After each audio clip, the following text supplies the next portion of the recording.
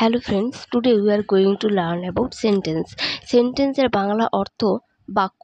এটা তোমরা সবাই জানো। তাহলে সেন্টেন্সের ডেফিনেশন কি সেটা জেনে নিই। What is call sentence?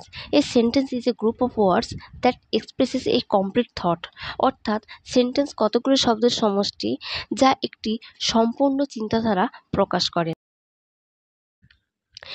In modern grammar, single worded sentences and verbless sentences are acceptable. আধুনিক গ্রামারে একপদ বিশিষ্ট বাক্য এবং ভারহীন বাক্য গ্রহণযোগ্য।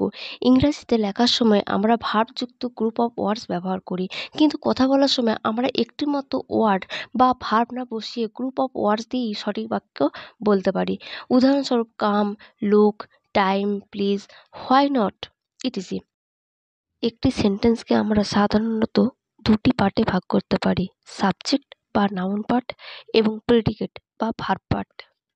সাবজেক্ট বা নাউন পার্ট আমরা তাকেই বলবো যার সম্বন্ধে আমরা কিছু বলি, অর্থাৎ we are speaking about the person, place or thing. Predicate or verb part আমরা যখন সাবজেক্টের সম্বন্ধে কিছু বলি। The boy got the prize, এখানে the boy subject, got the prize predicate.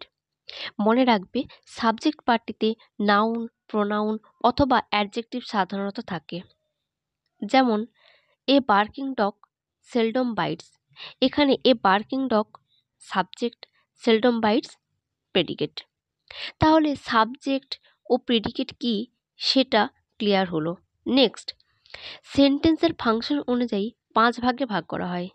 Assertive sentence অর্থাৎ স্টেটমেন্ট, ইন্টারোগেটিভ সেন্টেন্স অর্থাৎ question, imperative sentence command or request, optative sentence যা ডিজায়ার বা প্রেয়ারকে বোঝায়, এক্সক্লেমেটরি সেন্টেন্স অর্থাৎ ইমোশন নিয়ে সেন্টেন্স।